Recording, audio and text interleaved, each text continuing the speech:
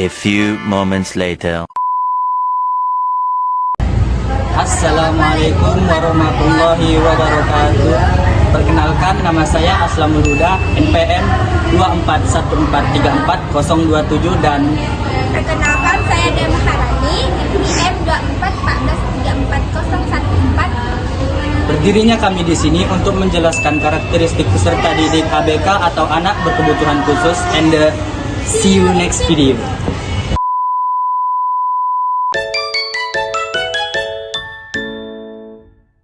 Assalamualaikum warahmatullahi wabarakatuh. Hello everyone. Saya Dea Maharani akan menjelaskan seputar karakteristik peserta didik ABK di sekolah inklusi. Nah, yang pertama yaitu anak dengan hambatan penglihatan. Nah, menurut Suciati dalam bukunya Psikologi Anak Luar Biasa mendefinisikan tunanetra adalah individu yang indera penglihatannya atau kedua-duanya tidak berfungsi sebagai saluran penerima informasi dalam kegiatan sehari-hari, seperti halnya orang awas. Nah, artinya seseorang yang tunanetra tidak bisa mengandalkan penglihatan untuk memahami lingkungan, sehingga mereka harus menggunakan indera lain seperti pendengaran atau perabaan untuk memperoleh informasi. Nah, dengan begitu, proses belajar, bergerak, dan berinteraksi mereka membutuhkan bantuan atau metode yang berbeda dari orang awas. Nah, jadi dapat kita simpulkan ketunanetraan itu bukan hanya tidak bisa melihat, tetapi juga memengaruhi cara mereka menerima dan mengolah informasi dalam kehidupan sehari-hari. Nah, karakteristik tunanetra didefinisikan menjadi dua macam, yaitu tunanetra total atau disebut totality blind dan kurang awas atau disebut low vision. Nah, yang pertama kita bahas yang tunanetra total atau disebut totality blind. Nah, tunanetra total adalah individu dengan penglihatan kurang dari 20 sampai 200 atau hanya mampu melihat pada jarak 6 meter dari objek yang terlihat 60 meter oleh orang normal dan luas pandang kurang dari 20 derajat. Mereka belajar dengan huruf Braille karena tidak dapat membaca huruf awas. Dikatakan buta bila tidak mampu menerima cahaya sama sekali atau visus 0. Nah, selanjutnya kurang awas atau low vision. Low vision adalah kondisi ketika seseorang masih dapat menerima cahaya, namun ketajaman penglihatan besar 6/21 masih dapat menggunakan huruf awas dengan penyesuaian ukuran, pencahayaan kuat, dan kontras tinggi.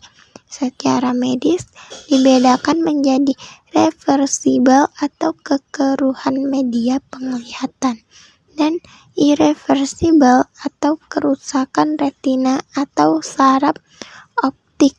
Nah, ciri-ciri tunanetra itu sering meraba saat berjalan, sulit mengendalikan benda kecil, dan mata bergoyang terus. B. Pendengaran dan bicara atau tunarungu bicara.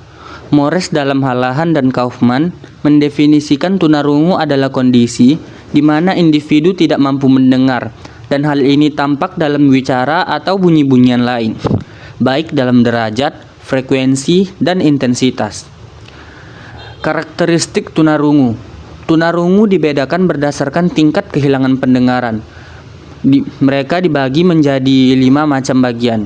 Yang pertama, ringan, 20-30 dB, masih dapat berkomunikasi atau hampir normal. Yang kedua, marginal 30-40 dB, sulit mengikuti percakapan dari jarak jauh. Yang ketiga, sedang 40-60 dB, dapat belajar berbicara dengan alat bantu dengar. Yang keempat, berat 60-75 dB, perlu teknik khusus untuk belajar berbicara. Yang kelima, parah, lebih besar dari 75 dB. Tidak dapat belajar bahasa hanya dengan pendengaran. Jadi, menurut definisi di atas, kelompok 1-3 tergolong sulit mendengar, sedangkan 4-5 dikategorikan ke dalam tuli. Semakin besar kehilangan pendengaran, semakin besar pula kesulitan berbicara. Selanjutnya bagian C, yaitu kelainan sistem otot dan rangka atau disebut tunadaksa. Nah, yaitu gangguan fungsi otot atau rangka akibat penyakit atau keturunan atau cedera. Contoh seperti polio, muscular dystrophy, kemudian club foot, kemudian spina bifida. Nah, seperti itu. Kemudian karakteristiknya kesulitan bergerak atau lokomosi, lalu lemah otot, dan membutuhkan alat bantu seperti kursi roda.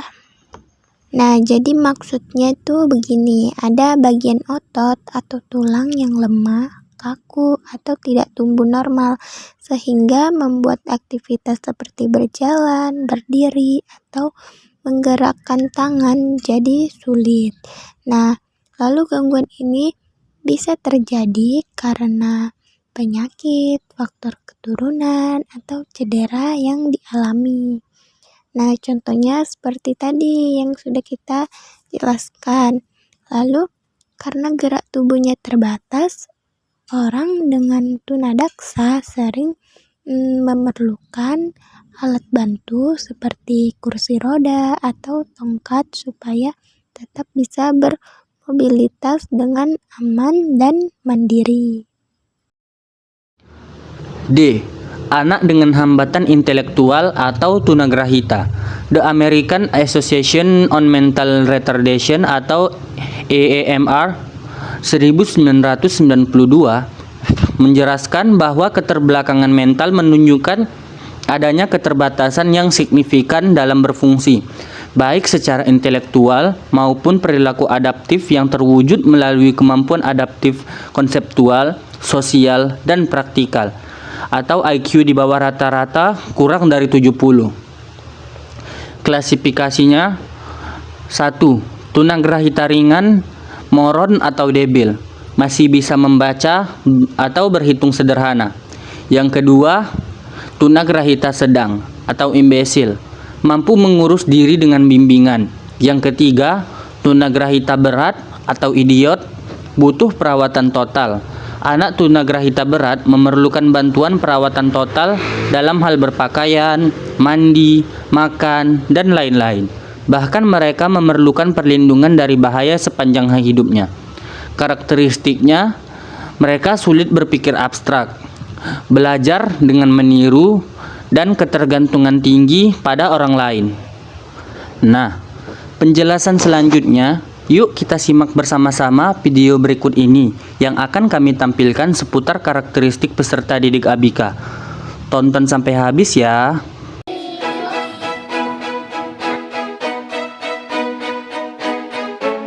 Pendidikan merupakan hal penting bagi suatu negara. Pendidikan yang baik dapat menghasilkan sumber daya manusia yang berkualitas. Pendidikan menjadi hak bagi setiap warga negara, termasuk bagi penduduk berkebutuhan khusus.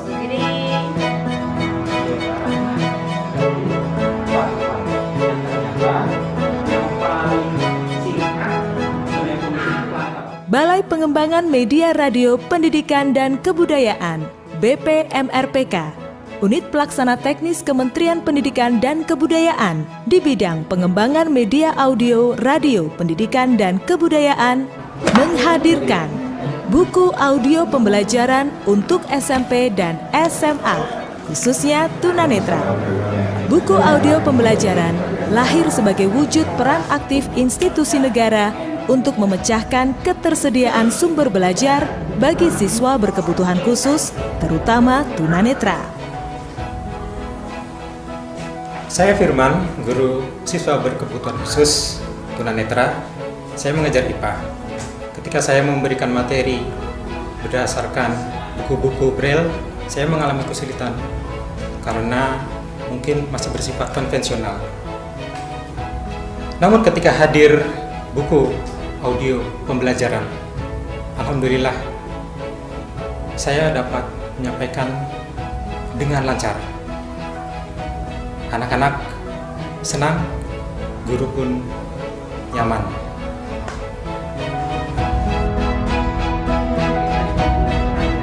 BPMRPK hadir membawa solusi untuk ketersediaan sumber belajar bagi siswa tunanetra. Inilah buku audio pembelajaran untuk SMP dan SMA. Perkenalkan, nama saya Risma, saya kelas 9 dari SLBA YAAT Klaten. Hari ini saya belajar menggunakan buku audio pembelajaran dari BPMRPK Kemendikbud. Kesan saya belajar dengan buku ini, saya lebih mudah untuk menyerap materi karena lebih mudah belajar dengan buku ini daripada belajar menggunakan buku Braille. Buku audio pembelajaran, solusi paling efisien untuk bacaan tunanetra di era digital. Sifatnya yang inklusif, memungkinkan siswa awas atau masyarakat umum yang ingin beralih dari buku cetak ke format buku audio. Buku audio dapat dibaca menggunakan pemutar MP3, MP4, laptop, PC, bahkan ponsel cerdas. Buku audio pembelajaran lebih praktis, murah, dan ramah lingkungan. Belajar pun tambah menyenangkan.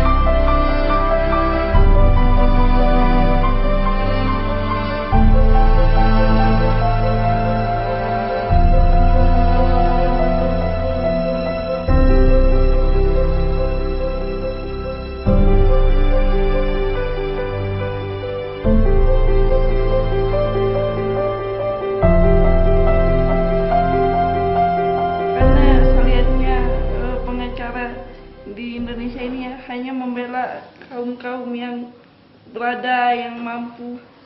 Sementara yang ekonomi ke bawah itu tidak ada. Bahwa koruptor itu harus dihukum berat karena banyak merugikan masyarakat, kaum-kaum susah, kaum yang lemah. Sementara banyak yang susah, tapi mereka hambur-hamburkan saja gitu uangnya.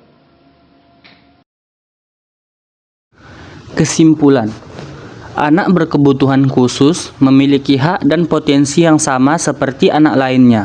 Mereka perlu pendidikan inklusif agar kemampuan mereka berkembang dan gangguan emosionalnya ditandai dengan sulit untuk mengendalikan emosi, kesulitan bergaul dengan teman atau guru, perasaan tidak stabil atau mudah sedih, sering merasa tertekan atau tidak bahagia. Jadi, guru juga harus menyesuaikan cara berkomunikasi dan mengajar sesuai kebutuhan anak.